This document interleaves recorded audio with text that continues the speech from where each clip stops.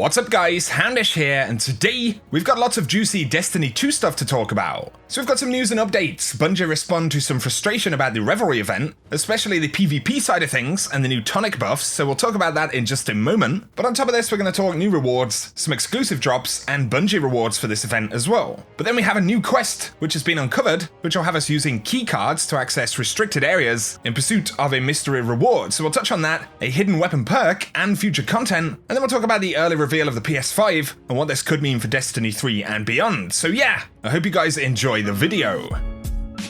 So first up, getting into it, let's talk about some current stuff going on in the game. And of course, we've had the Revelry live for a couple of days now. There's been a lot of conversation from community members about the tonic effects in PvP. Of course, the tonics are the buffs that we get for this event, and these can improve grenade, melee, or class ability cooldowns. And it's safe to say there's definitely been some frustration about how these affect PvP, and a lot of people were looking for a response from Bungie about this. So Cosmo said, with the Revelry, we wanted to rejuvenate every activity type in Destiny with a global change to the sandbox that lasted for a limited time. We knew this would be disruptive, but we were willing to try the experiment because the event only lasts for a few weeks.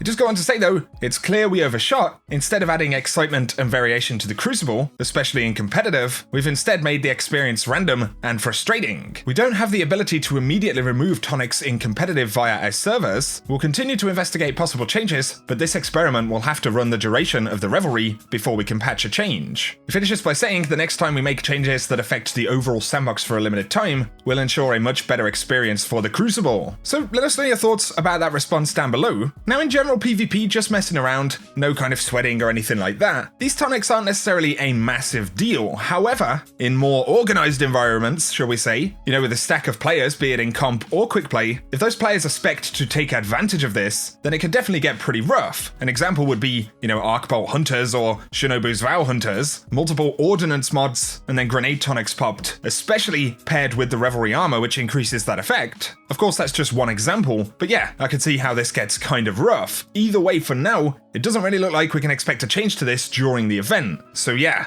let us know what you think about that one. But of course, there's been a bunch of feedback about Revelry in general. We do have the new rewards. So you probably know about Arbalest, which you can pick up by completing 7 triumphs and turning in 300 of Reveler's Essence to Eva Levante. There are also the ornaments that you can acquire for the new armor pieces. And you have to pick up those blue packages that Eva has. Gives you a bit of a 2 tokens and a blue vibe though, because there will be an awful lot of blue drops when you turn these in. So good luck if you are hunting any of those ornaments. Final bit of exclusive loot for the event though. Via Bungie rewards, you can get a new emblem. And if your account is linked to Bungie.net, then when you complete the Super Celebratory Triumph, you can go ahead and unlock that emblem via Bungie rewards. So I'll link the rewards page down below if you want to check that out. Now though, let's touch on some upcoming content for the game. And since the last update to the game, Jinsa as well as Grimner Faults over on Reddit have shared some pretty cool details about upcoming quests in the game. And it's safe to say there are a couple of pretty exciting things locked away. So first up, there does appear to be a new quest. So Grimner Faults shared this on Reddit, and we can see activate, and then we've got a green keycard, as well as a blue keycard, as well as a bunch of encrypted steps. So it looks like we'll be using keycards to activate something, or get some kind of clearance into a restricted area. As I mentioned, those other objectives that we see in the list are currently encrypted, so we can't actually see what the objectives will be, but we can see at the end, thwart a heist alongside a new ally, and presumably that's going to be a particular step of the quest, and this is followed by the completion of a mission called 0 Hour, and that's listed as a heroic mission, but then finally, we'll obtain a red keycard. Now this is pretty curious stuff, and Drifter does seem to be involved with this in some way as well. And the interaction that I've referenced in the database now makes a little bit more sense. So at the end of this upcoming quest, it appears that the Drifter says there's gossip floating around the tower that you might have snuck into a quarantined Cryptarch vault in the ruins of the old tower. And so, it does look like we are indeed going back to the ruined tower in the next quest line. We'll be completing a series of objectives, but importantly, it looks like we will use those keycards to access this restricted area, and these kind of high security keycards do seem to make sense if this vault is indeed quarantined.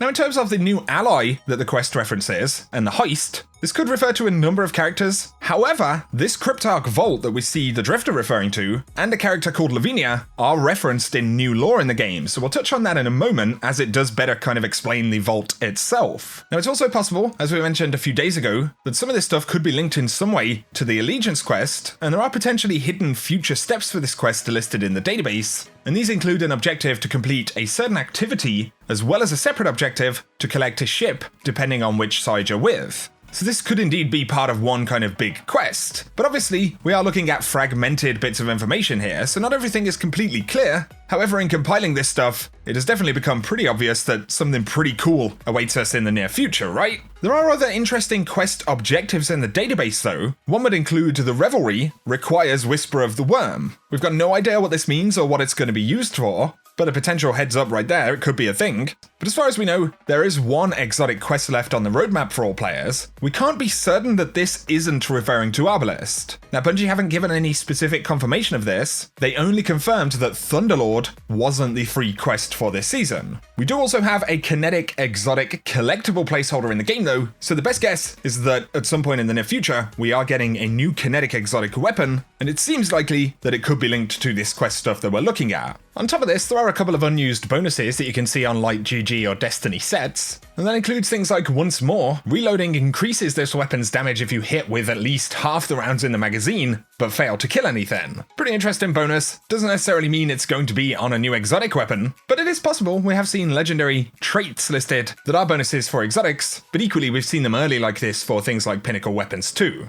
Something that adds more weight to the quarantined Cryptarch vault though, would be a reference to it in some Season 6 lore, and it refers to a character called Lavinia, who is actually a tower Cryptarch. And if you take a look at the lore page The Bone, as part of the Dust lore book, it actually tells the story of how Lavinia was caught in the ruins of the old tower, breaking into this Cryptarch vault. And from the vault, Lavinia steals an Ahamkara bone, and she tries to explain this to Akora Ray, asking for help.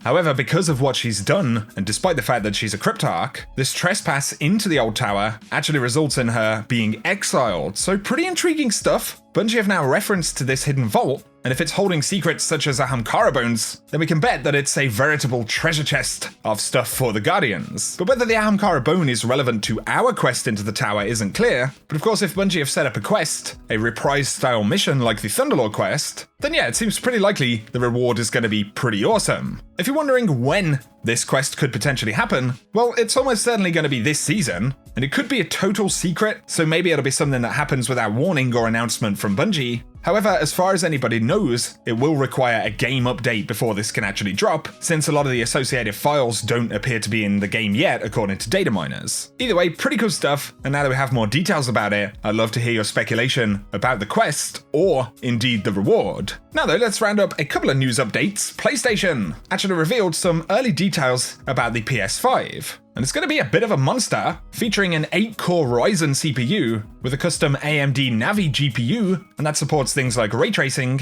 It's going to feature a solid-state drive and support up to 8K, which is pretty crazy stuff, and presumably that includes full 4K. But Sony are also teasing features like PS4 backwards compatibility, and they suggested that most games will likely release on both PS4 and PS5 at first. And so PS5 is most likely coming in 2020, according to top sources. And if that's the case, then it essentially guarantees a Destiny 3 on new generation consoles. And that makes sense, because the earliest Destiny 3 is likely to launch would be 2020, or perhaps even later than that. So unless one of the two take longer than another year, then they are going to be launching pretty close to each other. And this could obviously mean huge things for Destiny in general, especially for the console version. Things like 60 FPS definitely become more realistic, but there are still challenges, like the fact that D3 would likely be a multi-platform game and will probably ship on older or current gen consoles at the same time. So there would be lots of technical questions about combining player pools, what can be done with new hardware, and how much of that has to work on all of the platforms, you know? There certainly could be challenges if you had players on a normal PlayStation 4 alongside players that are on, PS5 or something. Whether that would ever be a thing isn't entirely clear, but yeah, it'd be really cool to see how a potential Destiny 3 would pan out on a next generation console. That 60 FPS console dream, man, I think we're finally getting closer to it when it comes to Destiny. So let us know your thoughts about that either way. For now though guys, that is going to summarize today's video. So we've got a couple more weeks of Revelry stuff going on. Let us know your thoughts about those buffs and how they affect the Crucible. I'd also love to hear your thoughts on Arbalest and whether you've picked that weapon up yet. Of course, we are now around about a month and a half away from the launch of Penumbra, or Season of Opulence, and that's set to start in June. So a couple more weeks of Revelry stuff. Almost certainly a very interesting quest that we'll get at some point. It could be during the Revelry, or it could be after the Revelry, as we run out those final few weeks before Season of Opulence. But yeah, I'd love to hear your thoughts below, guys. If you've enjoyed the video though, a like below really helps me out. And if you are new to the channel and you want to keep up to date with the latest stuff happening in Destiny, then be sure to hit that subscribe button and turn on those notifications if you don't want to miss out on anything. Otherwise, I hope you guys have an awesome day.